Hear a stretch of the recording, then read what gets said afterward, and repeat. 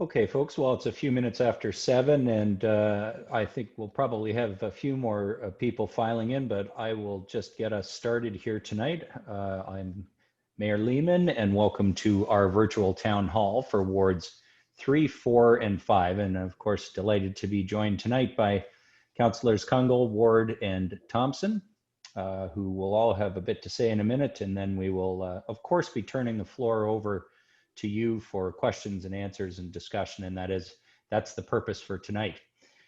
This town hall is being recorded, and it will be posted on our website so that folks can review the video after tonight.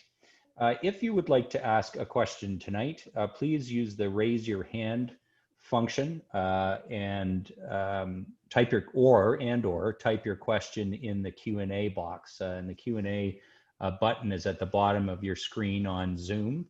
And what will happen then is Lauren will make your mic live so that you can ask your question of the panel. And we also have some pre-submitted questions tonight that Lauren will ask so that we can answer those too.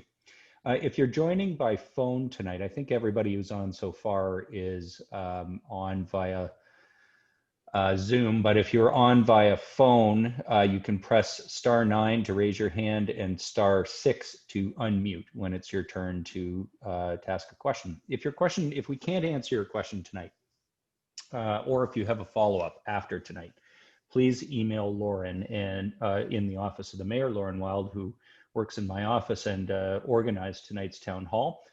She can be reached at officeofthemayor@barrie.ca, and we'll be delighted to follow up on tonight's discussion or answer any questions that try and answer any questions that we couldn't answer for you tonight.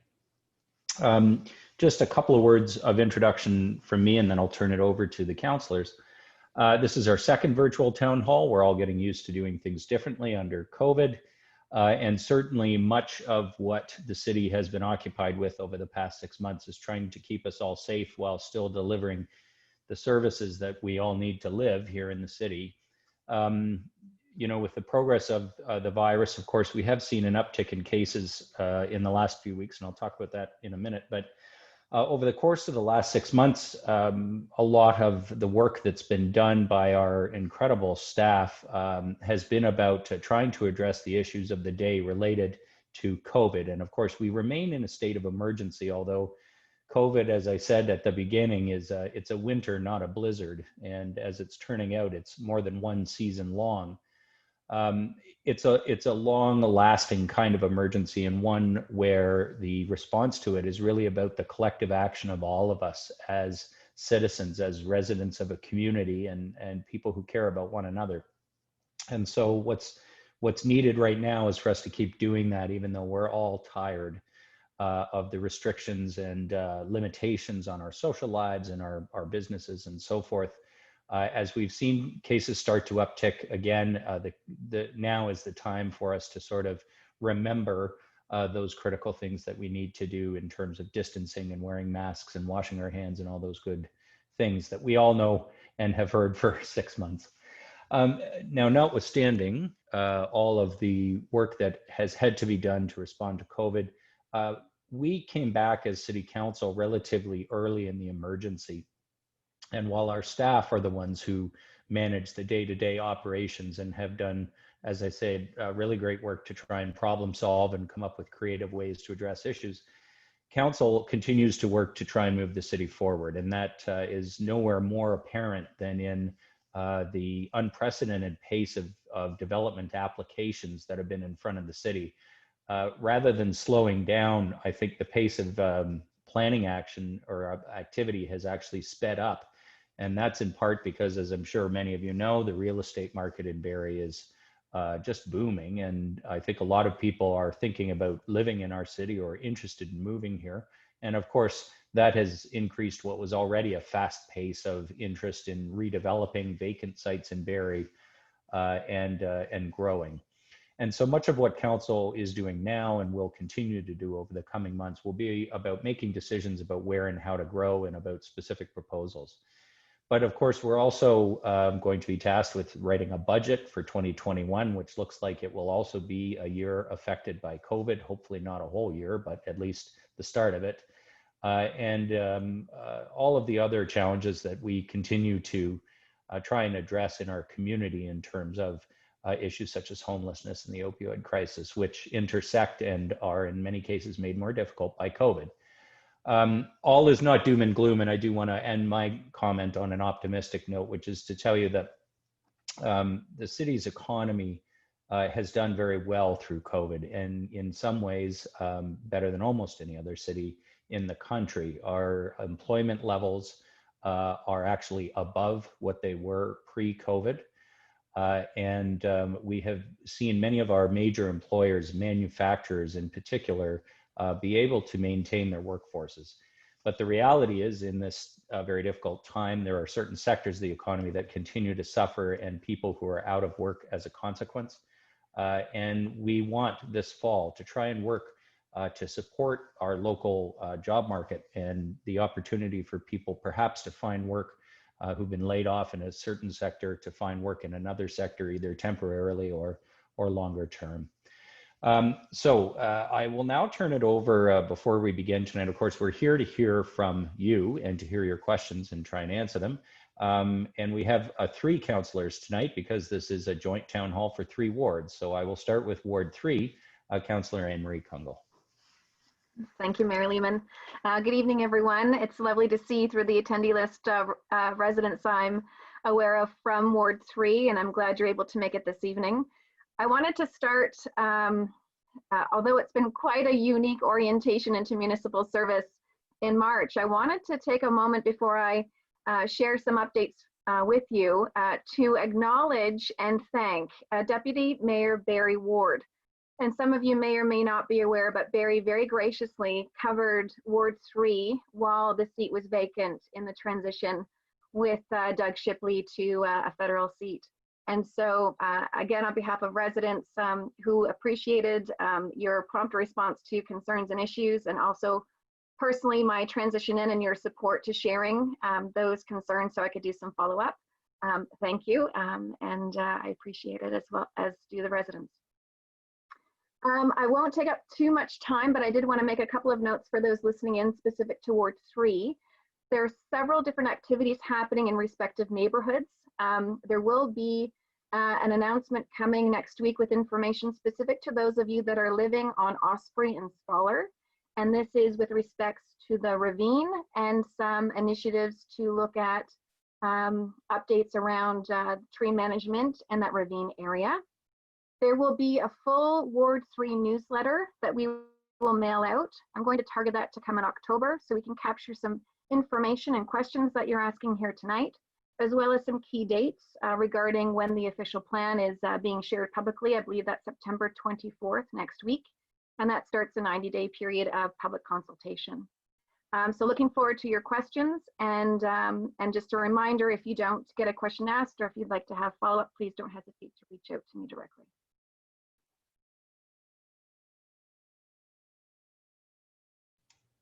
Thanks very much, Anne-Marie. Deputy Mayor Ward. Thank you, Mayor Lehman, and thank you very much for those kind words, Councillor Kungl. I will note that COVID hit the minute you hit City Council. I'm not sure if there's a connection there or not. I hope not. You've had a very unusual first few months on the job. I wanted to touch on a couple of things in the ward that people maybe notice when they're driving around and ask me what's going on there. And one of them is a road issue, and that's on Bayfield Street. And I often get asked, why is it being repaved when there's so many roads that are in worse shape? There's a simple answer to that. First of all, it does need repaving because it will last longer. The road will last longer. But the main thing is that's a connecting link. It's the only connecting link we have in Barrie. It's the only road in Barrie we get provincial funding for. And when the province makes funding available to repave Bayfield Street, we take it, because it may not help your local road, but it does mean the city doesn't have to pay for that. It means it frees up more money to pave your road down the road. So there is an advantage to having the province pay for a connecting link. A couple of developments going on. People have probably noticed the fencing has gone up behind the Salvation Army Citadel on Lillian, and that's to make way for the family transitional housing that's going to be built there. It's a joint project of Redwood Homes and the Salvation Army. It's for families that have no place to live, and they can live there up to a year. Most live there quite a bit shorter than that.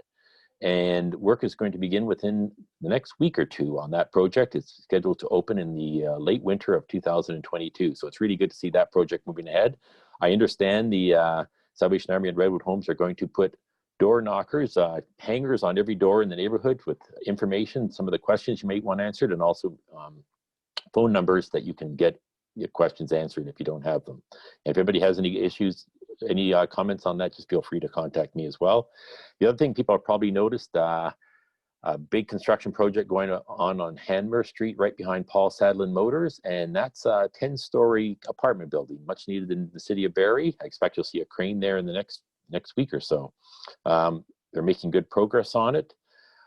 Sometimes I've been asked as to why we didn't have a public meeting for that. That's because that apartment building was part of the original subdivision plan. So it was in place before any of the homes in the area were built. That apartment building was approved. It's been on the books for a long time. So I'm happy to see it. Apartments are much needed in the city of Barrie. I'm looking forward to that being built. A project which you haven't seen any sign-offs, that's a long way from starting, is there's a apartment building planned as well for the southeast corner of Livingston and Ferndale. It's an empty lot right now. It's actually zoned commercial, so there will be public input into that. It'll have to be rezoned to allow residential use.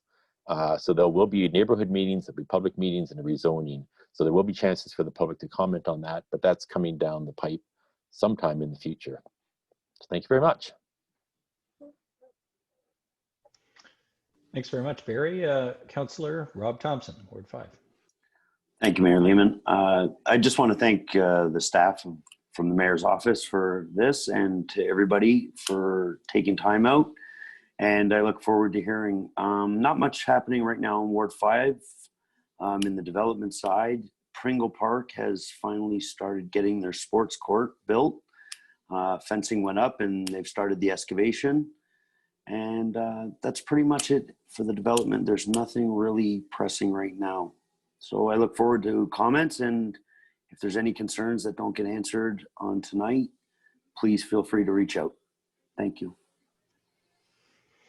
Thanks very much, Councillor Thomson. So at this point, I'll turn over to Lauren, who will moderate, asking pre-submitted questions and also opening up the mics for those who indicate that they'd like to ask a question. So Lauren, let's launch into questions. Thank you kindly, Mayor. We have a first question from Ashley. It says, is there any thoughts to place hand sanitizer stations throughout the community to support playgrounds, bus stops, and other community areas? That's an excellent question in terms of are there additional plans? We have not done that to date, and believe it or not, I'm going to pass the very first question over to our CIO who's on the call. I know that we have upped the amount of sanitizer available at city facilities, but I don't know that that's been considered for parks. CIO Prowse, any comment on that one?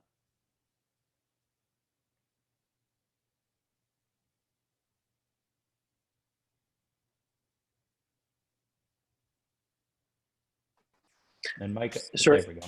Yep. Sorry, Mayor Lehman, fat thumbs. my apologies. Actually, I'm going to look into the transit piece because I'm not clear as to whether we actually have them on the buses or not. So I saw the question online. I've inquired about that, so maybe I'll have an answer later on in the discussion. There are some challenges in placing the hand sanitizer outside what I'll call secured areas. It tends to disappear, and B, it tends to be misused. So it's a bit of a challenge for us to make sure that it's available for the residents of Barrie, but is consistently available, which means we need to be able to ensure it's in place, it's secure, and that we can replenish it. So there are some challenges around that. We do have it in all of the bathrooms, but we don't specifically have it laid out in the parks. So we shoot for the secure facilities, and I will check on the transit piece. Okay, thanks very much. Wonderful, Lauren. thank you. We do have a raised hand from Kelly. So Kelly, I will allow you to talk if you want to join us now. That's great. Thanks, Lauren. Appreciate that. This is to Anne Marie, Councillor Kungl. I just want to say that I really appreciate the road diet on Livingston. Thank you. It's working well. I know Barry's smiling too. Could we please have that on Hamner? that would be really good. I think Hamner can deserve that one as well. I think it's really working well. I was riding my bicycle on it the other day, so it really works well. So thank you for the road diet and to the city staff for doing that. I'm really concerned, and I know that Mayor Jeff, you were talking about the unprecedented developments in the city, and I think that's terrific. One of the things that concerns me, and perhaps can be addressed when the official plan comes up, is how we're really understanding the environmental impact and what we're putting on our zoning applications when developers come in as requirements when it comes to green space and trees, and how we're planting these trees, and just really looking at that, because this unprecedented development is going to have an impact on the Lake Simcoe, which I'm a big fan of, as we all are, and we just want to make sure that we protect this space in the city for our future development and our future children that are going to inherit the city. So I think we really want to take care in how we address that in our upcoming official plan building, and we really want to do that. One of the things that I had a question about was, I know we had some money for a 6-month contract job that was for a climate action person, I recall, before COVID, pre-COVID.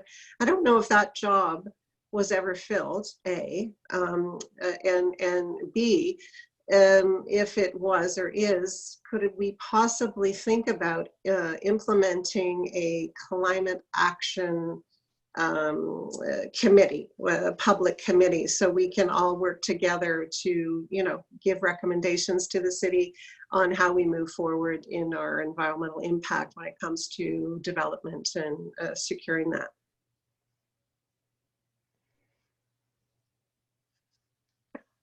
Go ahead, Councillor Kungl. Hi, Kelly. Did you have any, I don't want to cut you off, but I do want to respond.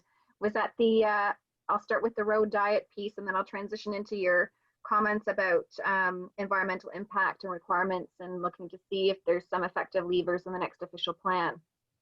Starting with the road diet, and love to take credit for that. I was very happy to see it, but that was in place and before my time, and so I echo your compliments to those and staff who, and I have to say, staff have been remarkable around collaboration and input and education around some of the work being done around traffic calming and connected streets. And so for those that are not aware, because I still get this question about what is a road diet, it is a traffic calming measure. And if you haven't driven that stretch from up St. Vincent, turning left, if you can picture this, onto Livingston, you now transition into what used to be 4-lane, two bike lanes, a middle turning lane, and then single traffic going each way.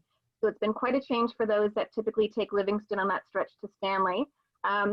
Getting some great feedback on that. Love to see some bikers out as we're back to school and using those bike lanes, and that has a nice connectivity that's actually going further down Livingston to Kungl and connecting into Georgian Drive area that has seen some expansion of bike lanes. So very effective element. Great to see that being a vision of staff and being implemented and supported for council. And I agree, it'd be great to see where this gets adopted further, and maybe Hamner in the future, and I'm happy to take that back to staff as a comment. I'll look to my colleagues about the road diet if you wanted to add anything before I move into maybe responding about the environmental aspects. Barrie, you sure you don't want to say something about the road diet? I want to just say that they're wonderful. I mean, they've I wouldn't say solved the speeding problem on Livingston, but it's definitely had a major effect in getting rid of the complaints that I had for many years on that street. Yeah. And not part of your question, Kelly, but the nice part about that road diet for those on the line from Ward 3 is that stretch actually takes you to Stanley. And what we've done recently through staff is we've expanded some no parking on that intersection because of some safety concerns. And you may have seen, if for those of you going to East Bayfield, which is now open for some services, going towards the back entrance of the mall, there's now also a painted island as another pilot opportunity to look at traffic slowing. And so you'll see kind of a painted island or meridian in the middle of the road by the entrance past East Bayfield into the mall. So hopefully those pieces are supporting some safety and traffic calming measures. On the Climate Action Committee, and I'll move this to CAO Prowse if you want to speak to it. My understanding is that that was one of the positions that we did pause during COVID, as it was a contract and not yet hired into. I can't speak to next steps when we might see that and if there'll be a committee attached to that, but I will look to staff either this evening to comment, or we'll take that back and try and get an answer for you on that piece. The official plan, I think, is an exciting opportunity for us to really look at levers. I'm looking at some of the pieces that have been highlighted in the media in Toronto around green roofs, some of their bylaws and policy we can look to. I would encourage the public that is really interested in this to bring forward some suggestions when we open up that consultation process. It would be great to see where the public would like to go around these requirements in city building. I know we've got some key stakeholders in our community, the Simcoe County Greenbelt Coalition and Just Recovery Simcoe, that I think hopefully we'll be watching around opportunities to look at advising on good policy tied to planning. And hopefully also starting with, and what you might see recently is even good dialogue starting to happen around environmentally protected areas and how they're zoned and how zoning overlaps. And so I think there's lots of room for good dialogue about what fits into the next official plan. So I'll just add to Kelly's, your specific question about a committee. The Active Transportation and Sustainability Committee is an advisory committee of council and has a mandate that includes broadly all measures to address sustainability, protect the natural environment, address climate change. The official plan itself is another opportunity to embed environmental policies, of course, into the city's planning decisions. I think the most significant thing, though, that, and it's going to come up a lot over the coming months because of the number of development applications. When we approve development on the edge of the city, we can do it more sustainably than we have in the past by building neighborhoods that are a broader range of housing types and perhaps a little less of the low density, purely low density sprawl that's happened in the past. But almost all of the development applications you're seeing at City Council are inside the city's urban area. Notwithstanding one that was on Monday night that's is controversial because of the wetland that it's adjacent to. Many of the other development applications, there were 5 that actually were at planning committee for debate and or approval on Monday night. And they're all but one were inside the existing urban area. And whenever we develop on existing vacant land, think of Bradford Street, or think of underutilized lands or vacant lands along Yonge Street or Essa Road, that's fundamentally, of course, much more sustainable than developing on the edges. So I think the broader direction of development in Barrie has changed so much in the last 10 years. And with the increase in land prices and the increase in interest, there's going to be a lot more of those applications. But when we grow inside the city, we're growing more sustainably. The trick is usually around making sure that we get it right in terms of design and the impact on existing neighborhoods when those intensification projects happen. So Lauren, why don't we move on? Yes, thank you so much. So we'll go to a Q&A question, and then we've got Bruce up for a raised hand. So the question is, on Edge Hill Drive, there are many legal duplex houses. Many of these houses seem to have multiple vehicles, and many are parked, so they are overhanging both the street and the sidewalk. Is this allowed, and can it be remedied? No and yes, and Rob Thomson, you get to answer that.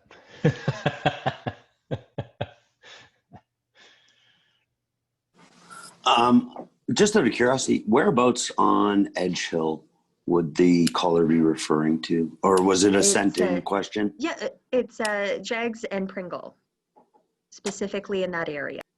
Okay, so there are multi-unit homes on the north side of Edge Hill, which were built and designed like that. Now, there has been some parking issues, and the city and staff we put out the no parking signs on Jags, which was a safety concern for people entering and exiting the subdivision. The parking on the sidewalks is not legal. You cannot encroach on any sidewalk, and parking on the road on Edge Hill is also illegal. There's no parking on Edge Hill from Pringle to Jags. I hope that answered their question. Thank you so much, Councillor. We'll have Bruce had your hand up, so I will be adding you to the conversation and allowing you to talk. And go ahead, Bruce.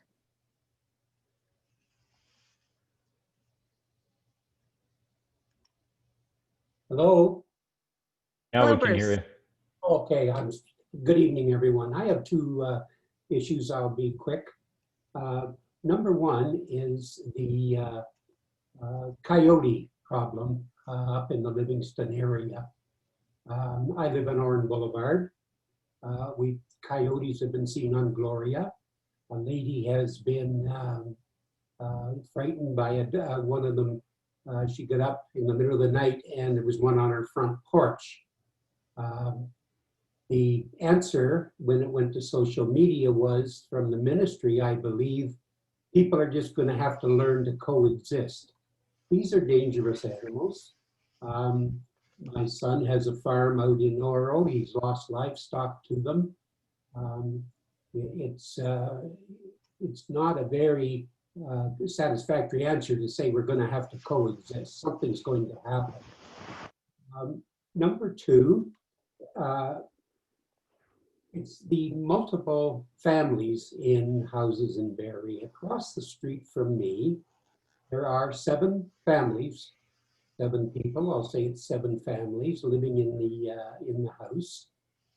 There are 7 to 8 cars parked all over the streets. The comings and goings is very bothersome. At our end of Oran, we're mostly retired people. We look after each other, but this is a real concern.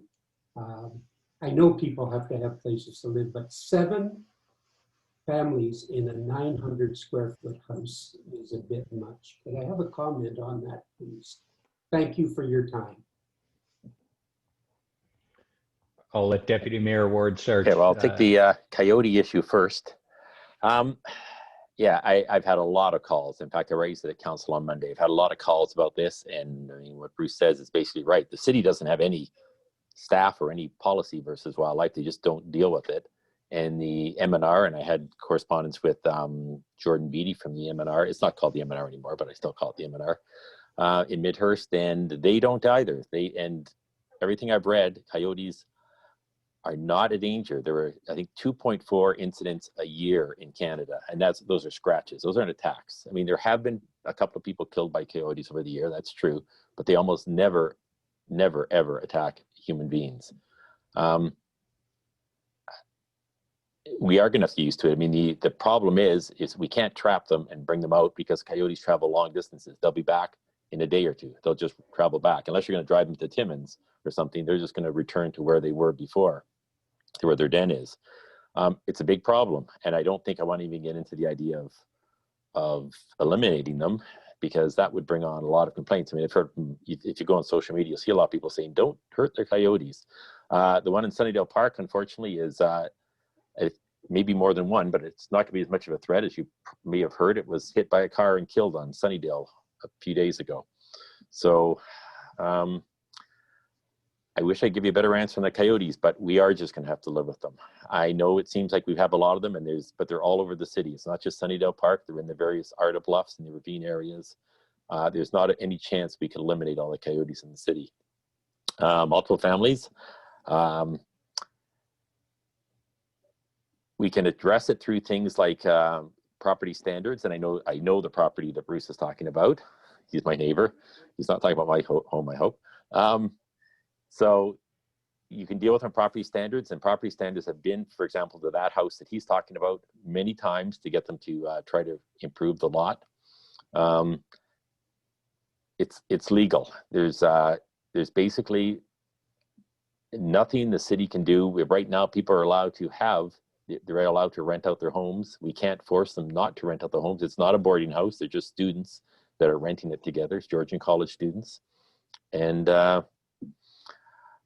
strict, just if you have a complaint about things like cars parked on the sidewalk or grass being too long, you call the city up or call me up and I'll pass it on, which I have many times.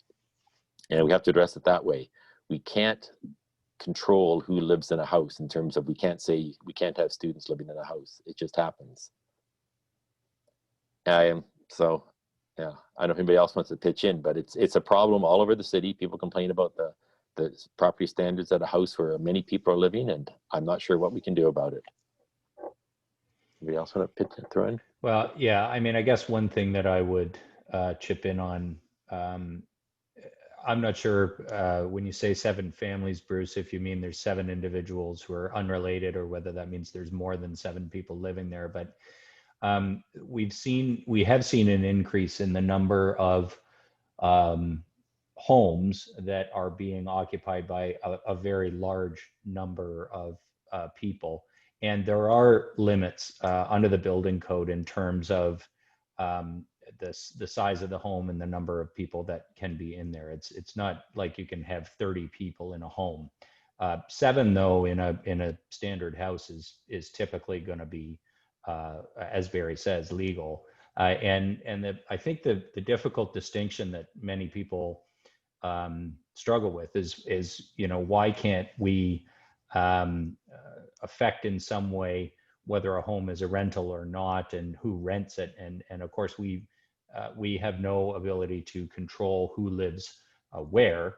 What we do have the ability to control is how much they affect their neighbors by not maintaining the property to our standards, or of course any other behavior if it's criminal or disturbing because it's against the law. Our control over these things is, as I say, is limited to our laws, our bylaws, and we don't have the ability to say that's too many unrelated people living in a home. But what we can do is, if there's 15 people and there's not enough area in the home, which has happened, that is not legal. But sounds from what Barrie describes that probably isn't against either the building code or our bylaws. Just to echo Deputy Mayor Ward's comments there, in my conversations with residents in Ward 3 lately around similar issues, particularly parking, and often I'm hearing quite a bit about empty laneways, but preference to park on the road. And so again, it's been a promotion of using enforcement services by email or by phone. They're very prompt. They've got a great team there, and they operate 7 days a week, 7:30 in the morning till 11 at night. There's also a non-urgent number posted on the website, but partly too, some of that has transitioned into conversations that have led to concerns about safety on streets and blind spots. And so then that leads into considerations about parking, no parking on the road. And that could be an avenue to discuss if this is something that changes your neighborhood or your access routes.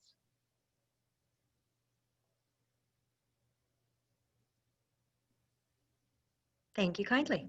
So we have a couple of questions here, and I'm apologetic because I'm going to put them together. There seems to be some concerns with regards to speeding along Ann, Livingston, Bayfield areas. Some concerns as well with regards to extremely loud vehicles, modified exhaust systems.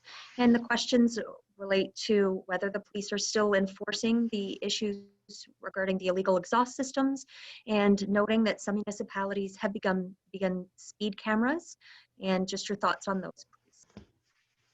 Why don't I start with that, and then I'll probably hand it over to Rob, Thomson, who's on the police board with me, and also I know all of us are dealing with the issues of speeding and noisy vehicles. I'm not sure what it was about COVID, but something has obviously changed in terms of both people's behavior, in terms of the amount of speeding. And I mean, I don't think people changed their exhaust system because of COVID, but the number of complaints this year compared to previous years about noisy vehicles is far, far, far higher. The police did begin an operation targeting aftermarket mufflers and cars without mufflers, and did lay a number of charges. And yes, they are continuing to do that work, and that's an ongoing part of the work of the Barrie Police Services Traffic Unit.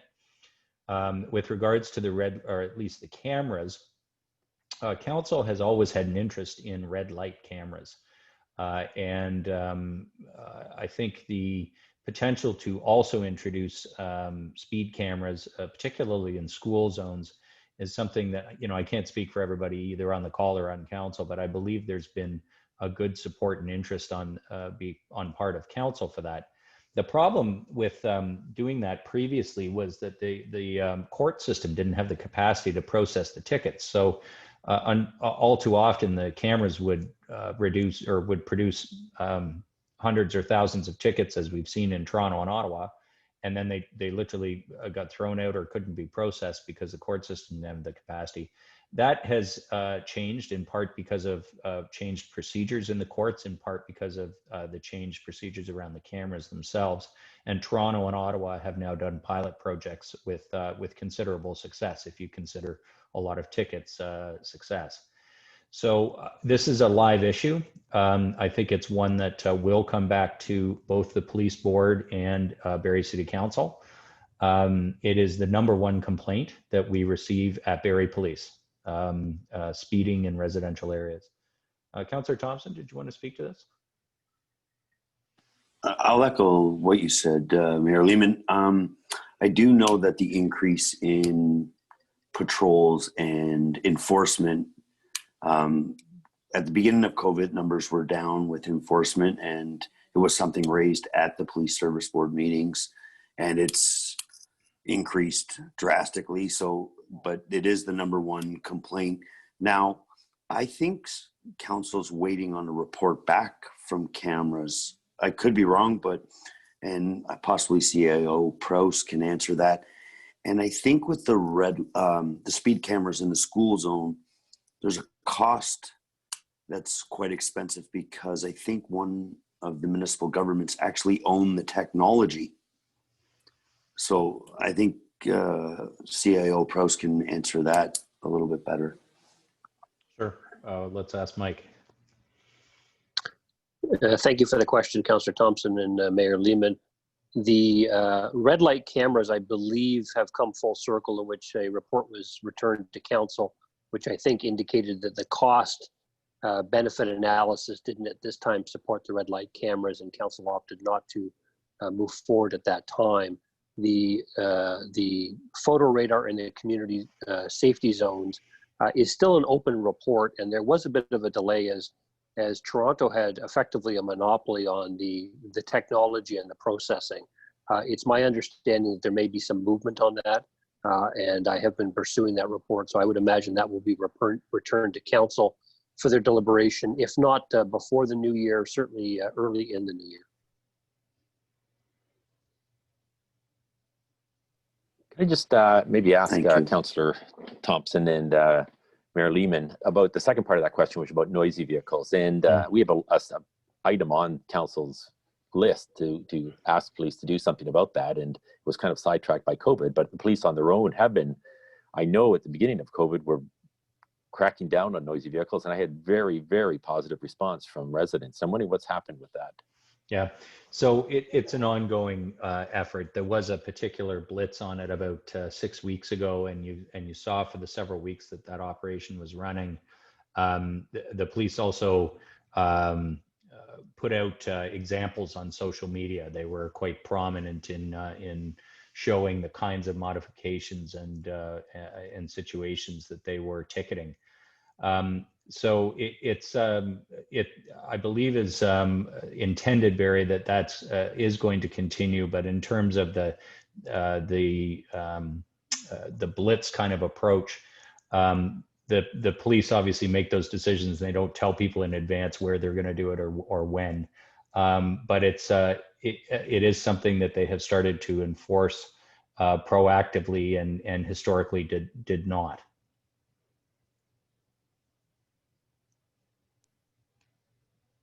Thank you, everyone. So we're going to go to a submitted question, and then we've got a raised hand from Dave, so you'll be up next, Dave.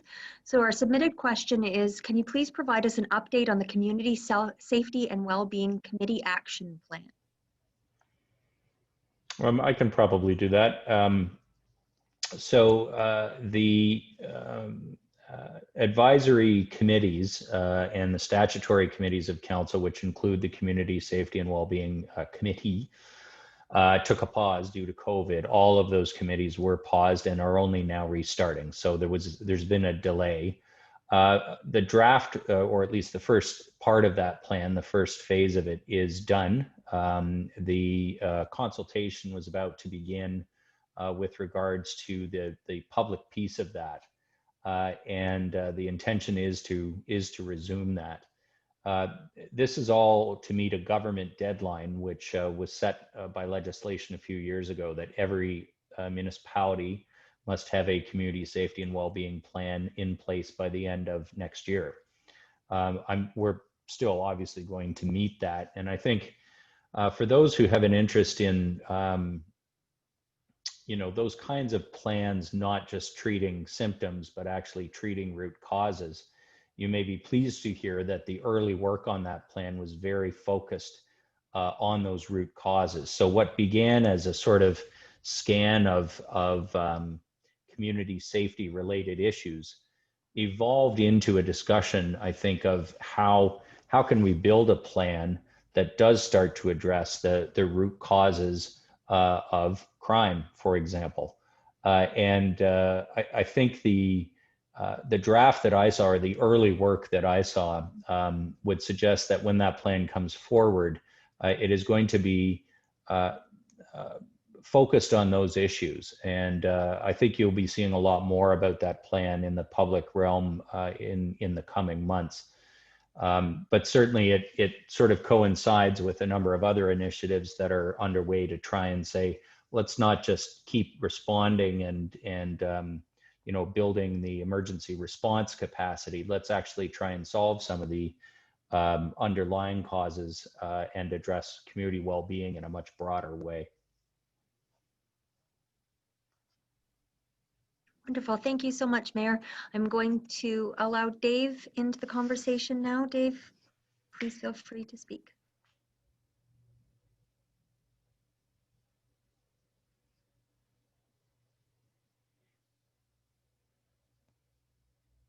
Can you unmute? There, I think we're on now. Gotcha now. Back to Councillor Thomson again. The parking over the sidewalks on Edge Hill, there's a total of 43 duplexes between the north and south side on Edge Hill, with many cars parked partially over the sidewalk and in some cases a lot over the sidewalk. Can that be continuously enforced, or is that only going to be looked at by specific complaints? Thank you. Thank you for the question, Dave. So bylaw actually works on a complaint basis, and that's the best advice I give people. If they have concerns, to send me an email or call me or contact bylaw directly, whatever they're more comfortable with. But the enforcement of it is done by a complaint basis. And I know that's frustrating, but bylaw, they're not short-staffed, but they're extended, and spread thin. So if they're on their way to somebody who has filed a complaint and they stopped at every infraction they seen, they would never make it to the calls. So they work on a complaint basis. So it should be enforced if there is a complaint. They will never allow that, because especially now with the Accessibility Act, you are not allowed to obstruct sidewalks at all. Councillor Thomson, just a little bit of a slight modification of that. A few years ago, actually quite a few years ago, City Council directed staff, it's mostly enforced on a bylaw on a complaint basis, but we actually made an exception for people parking across sidewalk and asked staff to proactively enforce that. If they see a case, if they're driving to something else, they're not driving around looking for infractions, you got too much else to do. But if they actually see somebody parked across the sidewalk, we've asked them to ticket those cars because it is such a problem. So it is maybe the only bylaw that isn't just on complaint. We're actually proactively ticketing cars. Now, having said that, like I said, they're not driving around looking for it, but they have been told to ticket cars even if they don't get a complaint. Thank you. Thank you kindly. So we'll go back to a question and answer for Barrie Ward.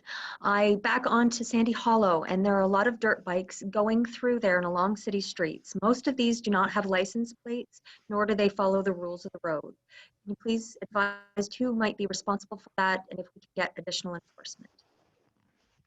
Yeah, and I had another complaint about this week. I've had many complaints in the past of that. It's a tough issue. I mean, the police know about it. In fact, there was a meeting last summer, a year ago, between the residents and the police about this very issue on site.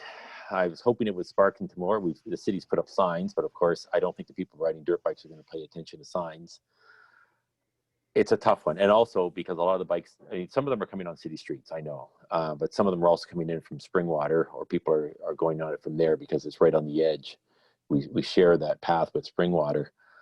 I wish I could give an answer to you. One of the problems is people often say, why can't you put up a gate? We cannot close off our trails because Councillor Thomson just mentioned accessibility issues. We can't close off, if somebody in a wheelchair can't get on our trails, we can't do it. We can't, for example, put a chain up because that would block people on wheelchairs as well. And unfortunately, if a wheelchair can get on a trail, a dirt bike can probably get on a trail. So we're kind of caught on how we enforce it. I'll talk to the police again. I'll contact them right after this. I know, but I've done it in the past, and I don't know how to get around it. I don't know how we get, it's mostly kids from riding. I've walked that trail myself, and I've seen the kids riding their dirt bikes on it. I don't know how. It's not a priority for the police. I wish it was. They've got a lot of other things to do. They're not out looking for dirt bikers. And one of the problems is the dirt bikers probably immediately head out to Springwater. But I will ask them to patrol some of the streets around. If you want to send me an email about certain times of day when it might be worse, that would be a good thing to know because the police are going to go there. It'd be nice to know if it's between 5 and 7 at night or whatever it is. Thank you kindly, Deputy Mayor. I have another submitted question for Ward 3. Are there any allocated resources to maintain the overgrowth of bushes and trees, especially along the sidewalks? This person is an avid walker and finds it somewhat difficult being forced to walk on the grass or the road. Is this adjacent home's responsibility or the city? So I've dealt with a couple, and I'll look to colleagues to correct me if I'm wrong here, if I misspeak. We've dealt with some areas with walkways, so they should be clear and accessible. We've had some overgrowth. So those that I've submitted, staff have been responsive about going and clearing some of the overgrowth onto city walkways and pathways. If you're not seeing that done, that's an easy email to myself or Service Barrie or a phone call, and I can repost that information. And maybe, I'm not sure if that's a potential to post some of those key contact numbers in the chat box or not, but by all means, let me know if you've got a particular area in the neighborhood you're concerned about or is not being addressed. Any corrections? No, thanks, Councillor Kungl. The boulevards, this is a common question. They are city property. Anything that's within the right of way between a sidewalk and a road is owned by the city. But of course, the practice all over the city is that residents cut that boulevard when they cut their own lawns. There are occasionally cases where people refuse to do that, or it doesn't get done. The city eventually will get to those spots, but we don't cut boulevards all around the city. We do rely on residents to do that. And that is that's simply a service that would be extremely expensive and isn't something that really municipalities anywhere do. So we appreciate everybody who carefully cuts the boulevards and helps to do that, even though that piece is the piece of public property that's right in front of your own. Thank you for that. We have an additional follow-up question with regards to walkways. So the walkway between the Dome and the school on Hamner does not have proper drainage. And the walkway regularly floods during the rainy season and freezes during the winter. Children take this route and should have better access to school and playground. Please advise if it will get fixed.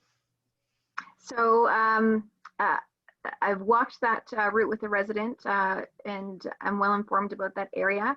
It's one of a couple that I'm addressing with staff around drainage and pooling. I think we've got a couple of other areas in the north part of Ward 3, and one that I think is in the process of being addressed on Crompton Drive around a sidewalk area. So it is something on file with me, and I appreciate the follow-up. I think I might know who might be asking this, and so I'll make sure I get back to you as that proceeds. I haven't got a response about a work order or service order, but I'm working with staff about seeing that area and looking at what we can do to make sure there's some safe drainage. Thank you, Councillor. We have one for Councillor Ward. Thank you for the road diet on Ferndale North. So much better. However, volume of vehicles and speed is still a huge issue, be it motorcycles, cars, or big 18-wheelers. What more can be done to monitor and control that? I see a horrible accident waiting to happen, especially with the snowbanks.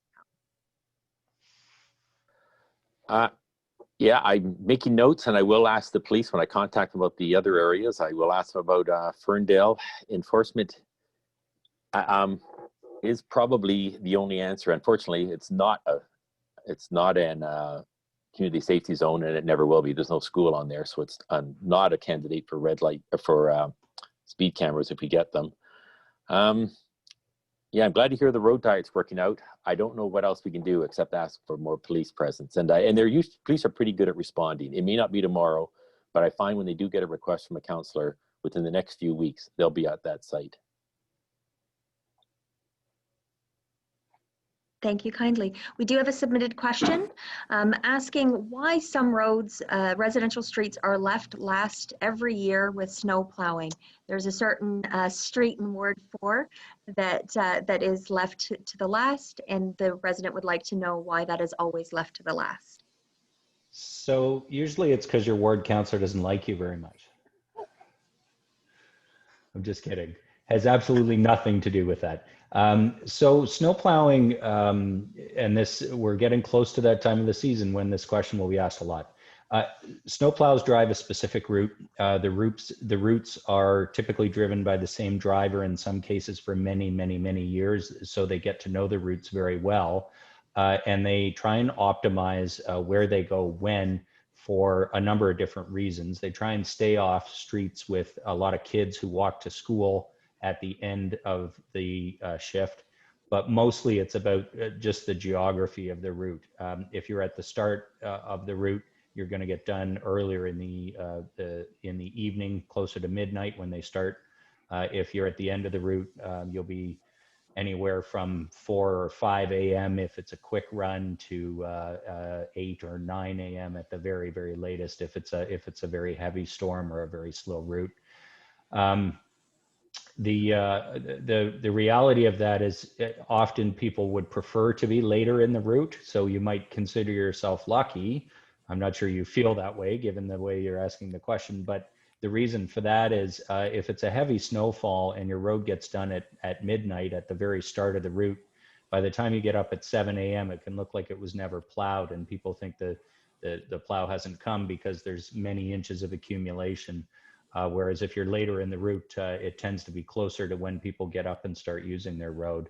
But the short answer is there's 12 routes. They're consistently driven in the same order every night that there's a full run. And if you're at the end of the route, that's why you're done last. Thank you for that, Mayor. We do have a raised hand from Tina.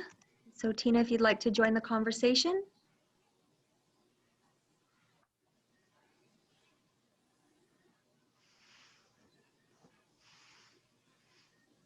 Please feel free to unmute. The reason why. Oh, there we go. Now we can hear you, Tina. I was just wanting to follow up with the snow plows. We live on a street that has the sidewalk on our side, and the other side of the road has nothing. And they plow our side first, so we get most of the snow. And it becomes a problem at the end of the winter, depending on how much snow we get, that it gets piled up pretty high. We've asked for them to do the route differently, and we've had no success. So I was just wondering how we can go about getting this done, that the other side of the road where they have no sidewalk gets the bulk of the snow. Because we're clearing the sidewalk, plus we're clearing our driveways, and it becomes a safety issue.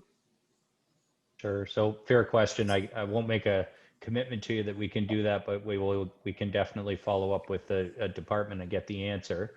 So if you want to either email officeofthemayor@barrie.ca or give us a call tomorrow, 792-7900, we will make sure we get you an answer on that, Tina. Okay, thank you. And just say there too, yeah, often I get many requests from people, maybe not on that, that's a different one, but I'll get people saying, you know, I live on this bend, and if they did plowed it slightly different, or if they went past my crescent and then came in. And I find staff often very accommodating. If they can do it, they'll try to do it. So on a case-by-case basis, you know, let your counselor know and say, is there a chance? And they have a meeting with the drivers before they go out, and they might be able to correct it. I can't promise it, but it's worth a try. I'm going to tell this a 30-second story only because we're coming to the season. I did a ride-along. I've done a couple of ride-alongs overnight on a plow route. The drivers get to know their routes so well that they know which people tend to park at the bottom of their driveway. So they'll swing the plow out a little bit rather than risk, you know, hitting somebody's bumper or plowing a bunch of ice into somebody's back window. It doesn't mean we're perfect. Nobody's perfect. And over the course of a long winter, there can be damage. I mean, the most common damage we hear about is the sidewalk, the lawns being torn up on the side by the sidewalk plows. But I guess I wanted to mention that story only because I think there's a lot of misconception that the drivers, you know, it's different people or it's different companies, and there isn't any kind of consistency to that service provision.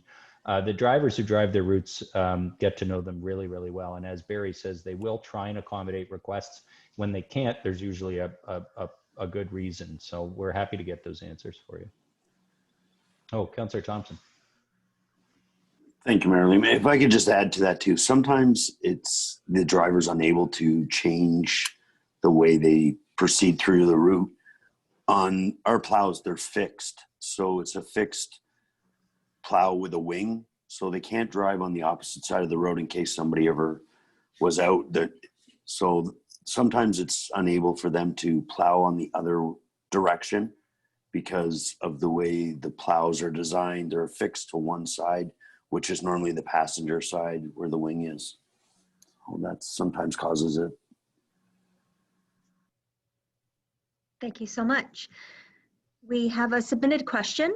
Why do newly paved roads only last a couple of years before they separate and then are filled with tar that makes them bumpy? That sounds like a tough question, so I'm going to make Barrie answer it. No, it's I think it's a staff question. yeah, I was just about to say, or maybe it's a staff question. I'll start though, because this is a common one, and I can offer a little bit of insight, and then I'll go to CAO Prowse. Roads should not be cracking extensively within the first few years of being reconstructed. What does happen? And we constantly get the question, well, why did you do this street, which was in relatively good shape, and other ones that are like the surface of the moon aren't getting done at all? There's a simple answer to that. When a road starts to crack and get into the condition you're talking about, we can do a shave and pave, which is to take off the top layer of asphalt and replace it a couple of inches.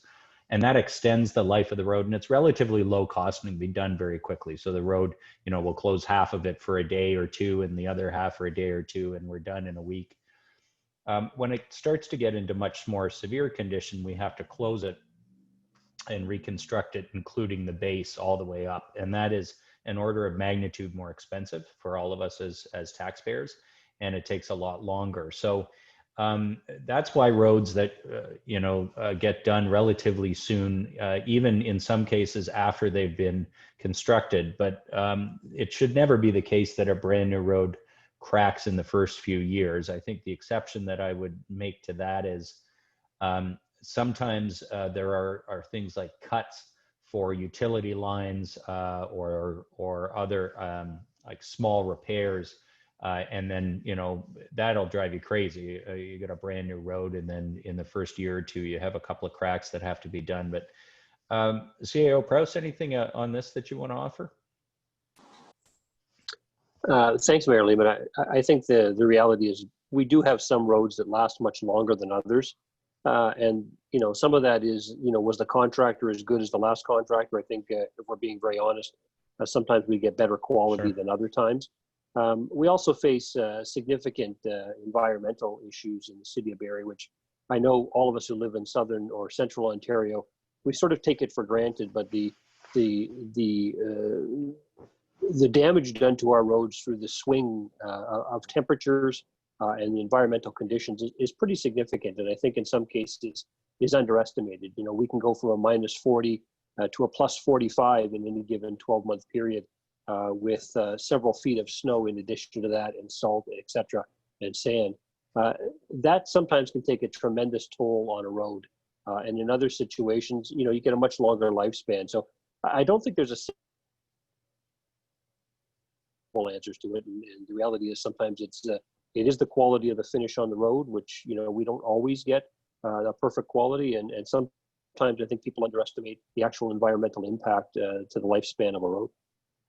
Yeah, it's a good point. Two quick things to add to that. Number one, Canada's leading climatologist, a guy named Dave Phillips, who spent his career working for Environment Canada and publishes the Canadian Weather Trivia Calendar and so forth. He actually lives in Barrie in the core, and he will tell you that our winters have already changed with climate change, and the change in our winters is that it rains more. Yes, it's a little bit warmer on average, but you wouldn't really notice that. What we notice is more rain and more temperature swings, and that beats up on roads that much worse. You know, what causes a crack is water getting into a relatively small space, and then it freezes, expands, and breaks open the road surface. The other thing I would just say in support of what CAO Prowse was talking about is some years ago, the city started introducing much more performance-based contracting when it came to roads. So not only is the time of completion now a financial penalty if a contractor doesn't meet that on many of our projects, but also if there are deficiencies, we can enforce that. And there have been some major projects in Barrie over the last few years where the contractor was required to go back and repair deficiencies, sometimes fairly significant ones. So hopefully we're getting better at ensuring consistent quality from those contracts. But the environmental damage has been worsening with the changing climate over the last 20, 30 years. Thank you so much for that. We do have a couple of questions with regards to Dunlop from Ferndale to Tiffin. Is there any plans to widen Dunlop, as it is quite bumpy, and the intersection at Tiffin has been expanded? And so the question relates to, is it going to be widened and fixed? Rob and I are smiling because we both want that to happen, but it's never in sight. I could be wrong on the date, but I think it's 2029. Yeah, something like that in the capital plan, I'm afraid. Yeah. And the reason being the intersection improvement where Tiffin turns into Miller, it was to cause the traffic to divert to Tiffin. I think in light of the works that's going to take place from Sargent to Ann with the bridge construction. So until that is completed, I don't think that section. Now, talking with staff, as Mayor Lehman had mentioned before, there is going to be a shave and pave on that section of road because the condition of the actual road is failing, but they will not be a reconstruction or a widening for some time due to the construction that's going to come in the near future. Thank you for that. So we have a question about Ferndale again, opposite the operations center. When will that development get going so that Sproul can be connected to Ferndale? I don't have an update on the timing of that subdivision directly opposite the operations center. I'm not sure, Councillor Thomson, if you have any information, or CAO Prowse. Rob, yeah? So I actually, as of December 31st, they had an approved site plan that had expired. They had to, and they went back to change some of the density, and the south side, which would be just behind Simcoe Block, will be commercial. And That's right. I think they're very close to submitting a new site plan with the commercial on the south side.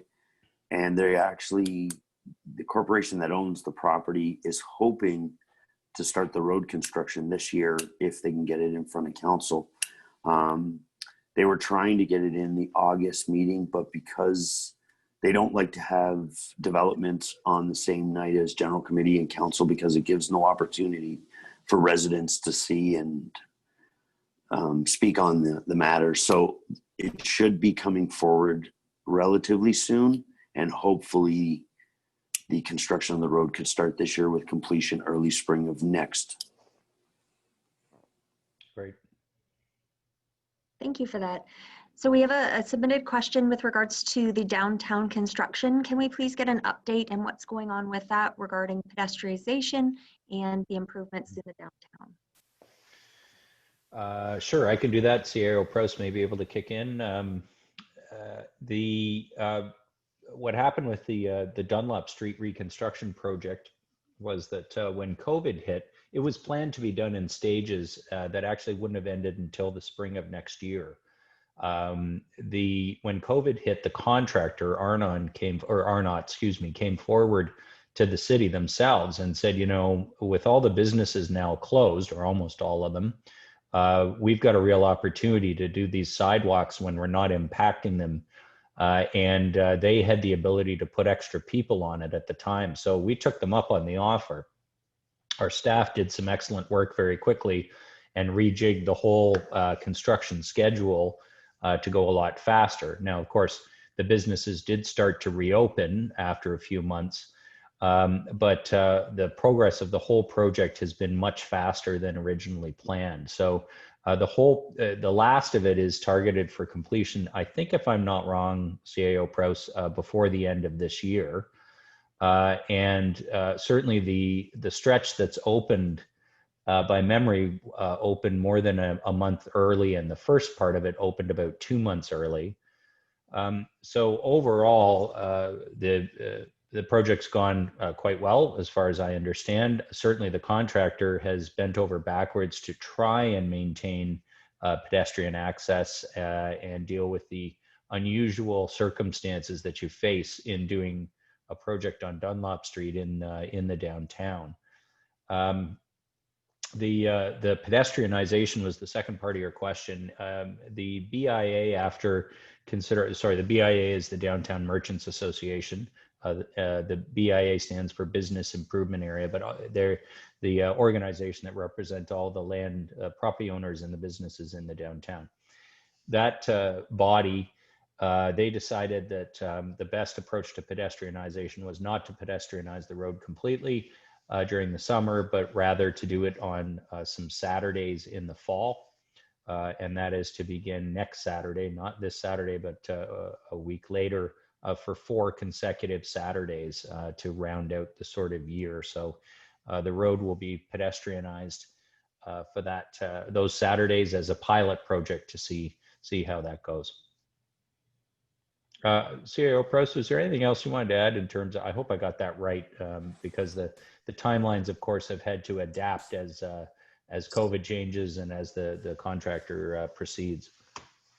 No, Mayor Lehman, you're bang on. We were ahead of schedule, and we expect to be done the downtown work on Dunlop Street, I believe, by December, but for sure by the end of the year.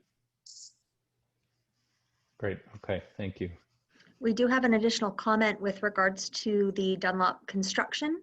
Just a request to note that the timing is off regarding advanced greens with the road closures. So noting that there is issues with light timing in the construction area. Okay, thank you for that. We'll have a look at that. As well, just a follow-up question regarding the development in that area, a submitted question regarding the actual development of any residential or commercial properties in that area. So wondering about the timing of that, was that the question? Yes. Okay, so good question. And the reason I say that is because the ones that are approved, the timing is really up to the developers.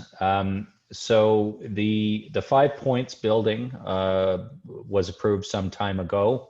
Of course, they've been marketing that project and I assume attempting to reach a certain point of pre-sales so that they can move to the next step. I know that the condos on the theater block have also proceeded into marketing and starting to sell those units, which is, you have to typically with these projects achieve pre-sales of something in the order of 60, 70, or 80% in order to proceed. At the other end of the downtown, the Lack House development is about to proceed. I think everybody who drives Dunlop Street knows that there was a block closed there for a few weeks as a new pipe was installed to service that development. That pipe was actually to allow the Lack House building to proceed, to go ahead.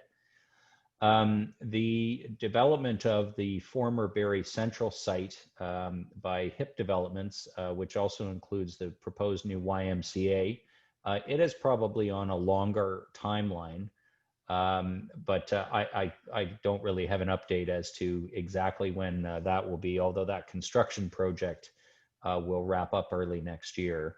And that's the Kids Creek work that we are doing, the city is doing to handle the creek, the underground work.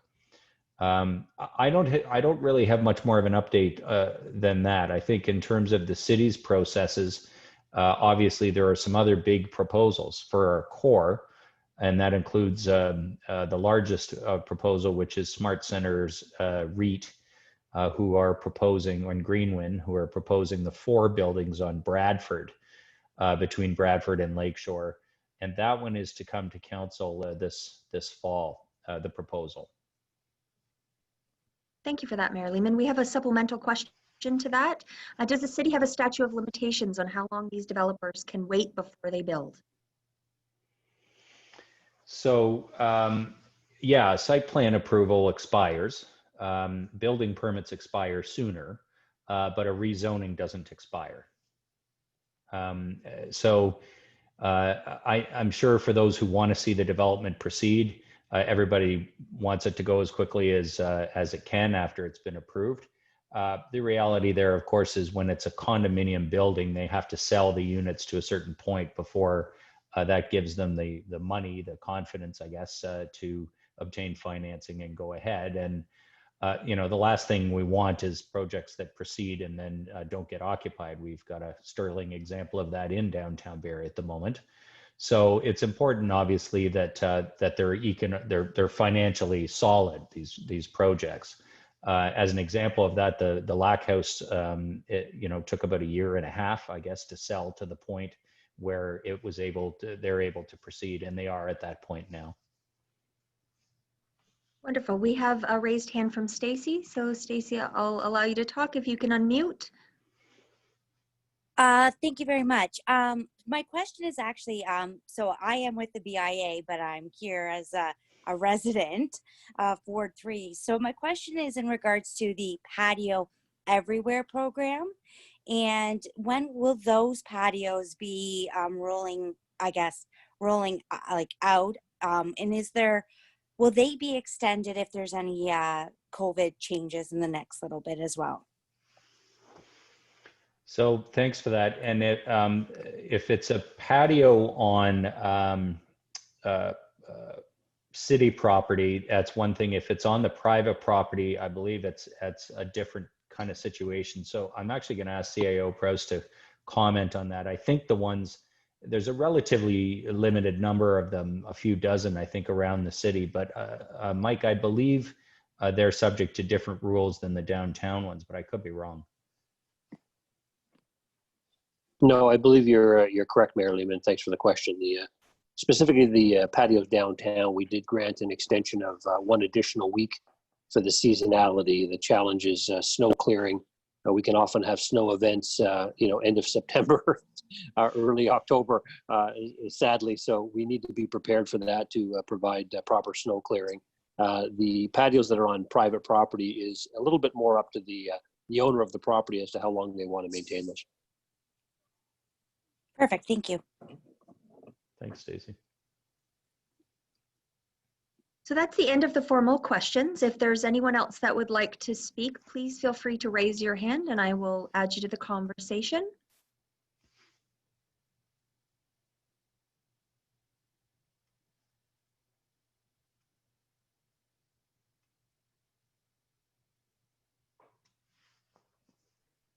So I'll do one last call and then we can do final remarks. Okay, well, we are just about right on time for some final remarks to wrap up by 8:30. So I'll just say thank you to everyone for coming out and for such good questions. I suspect Councillor Kungl may mention the community projects that we're starting to look at in terms of each ward of the city. We're looking to do a small improvement to a public space. And there's an opportunity for everyone in town to sort of submit ideas as we work together with the ward councillors and the city to choose a small public space improvement that might make sense in each ward. That's one of the, and I just wanted to say in closing, because we're sort of on the constant theme of COVID, one of the things that COVID has shown is that we can be imaginative in the way we use public space. There was a brand new business that opened actually in Ward 10 last week. It's a yoga and fitness studio that's in the plaza at Prince William Way in Big Bay Point. But they actually kicked off using Meridian Square outdoor classes right downtown at Meridian Place as a way to sort of launch their business. And while we would normally generally keep business out of our parks, not use parks for business purposes, we decided to have this little pilot program with Meridian Place and South Shore during COVID. And that there's a little bit of creativity that goes into those sorts of things. And Stacy mentioned the Patios Everywhere program, where we allowed people to convert parking areas to outdoor dining areas to allow restaurants to have greater capacity and obviously open air dining because it's safer over the course of the summer. We're going to try and keep doing those sorts of things as we continue to respond to COVID and attempt to support our business community and support the economy and at the same time maintain our services. So I guess as your mayor, I never expected, nor did I imagine any member of council or staff, that we would try and navigate a 6-month-long, so far, state of emergency during a pandemic. But again, I'm a glass half full guy, as everybody knows. I can be pretty annoying that way. And I tend to see the problem solving that's gone on over the last 6 months as showing us the way towards more permanent changes that might be possible. And one of those is going to be, I think, to try and focus more on our public spaces and create more opportunities to use outdoor spaces for everyone's enjoyment. We talk about online services, making services easier for people to access online, and even what we're doing here tonight, which anybody can access who has internet access. You always have to be conscious that whenever we deliver any services, the city, it's got to be for 100% of the residents, not just those who have access to the internet or those who are able to get to a meeting at a certain time or live in a certain neighborhood or otherwise. We try and always be equitable and make everything we do available to all of our residents. But that being said, the problem solving that's had to go on during COVID has also created some ideas and approaches that I think will carry on long past COVID. And in that way, some positive changes can come out of what we've all had to deal with over the last 6 months. So thank you all for your excellent questions. I'll go to each of the councillors for some closing remarks. Councillor, and let's go in reverse order. Councillor Thomson, anything you wanted to say by way of closing off tonight? I just wanted to thank everybody who participated, and again to staff for putting this together. You know, this is my second town hall meeting, and you really learn what's important to the residents. Sometimes in council, we get a little lost, and we think maybe too broad in certain things, where when you have this, it really shows you what the residents are concerned about and where they would like to see improvements. It's, you know, it brings you back to that reality that it's what's happening at the bottom of their curb. So I appreciate that, and I thank everybody for participating in this forum. And, you know, it's like Mayor Lehman had said, we've, you know, moved with it and evolved, and I appreciate that, and for everybody participating like this. So thank you. Deputy Mayor Ward. Once again, I'd also like to thank everybody for joining us tonight. Thank staff for their role. Just to remind anybody, you feel free to send me a question at barrieward@barrie.ca, or any of the councillors here. Send them follow-up questions. I will follow up on several of the things that were mentioned tonight. If you want more information, send us that. COVID aside, which is a big aside, but there was it's been a gorgeous, beautiful summer in the city of Barrie. It was very depressing to hear those snow plowing questions, to realize how close that's coming. I disagree with CEO Proust, hopefully not the end of September. Yeah, thanks again for everybody. It's there's some great questions out there. We'll follow up. Thanks. Councillor Kungl. Lovely, thank you. I might steal a minute to touch on a couple of pieces that I wanted to make sure I didn't take time at the beginning. But on that, again, this is a lovely forum, and I'm very excited to at least have this opportunity through technology to reach out to residents and to have some broader conversations with fellow councillors, and have access to Mayor Lehman and CEO Proust to share information about what's happening across the broader city. A couple of points of note for those for awareness. So along with my other duties, I represent the city on the health unit, and thought it would be a good opportunity to remind individuals to please stay tuned for announcements, as we're seeing some shifting around that. We've got Thanksgiving and Halloween coming up, and already, along with snow plowing, having those conversations about, are we going to have a Santa Claus parade, and what about Remembrance Day? So there are some key pieces to be aware of and watch for information to make sure that you are taking the appropriate precautions. I wish you all well. I hope everyone has been well, and do want to thank everyone for great diligence around supporting, making sure that we're creating safe spaces for one another.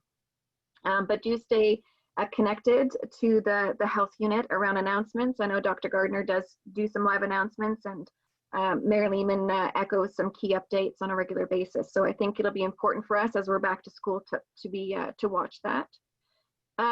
East Bayfield is open at some capacity, so I wanted just to make that reminder, because it is a really great facility within the ward, and it's highly used. But do please check out the City of Barrie website. I think you would have seen in our local papers that while East Bayfield is open, it's open in a limited way around some facilities, and you need to book an appointment online. If you've got questions about how to do that, by all means reach out to me, but I do want to make sure people are aware that that is the facility is opening up capacity. The other pieces, just to mention in case you're interested, I'll be, as Mayor Lehman had mentioned, looking at engaging residents around reimagining some of our spaces. There's some dialogue happening already around Crompton.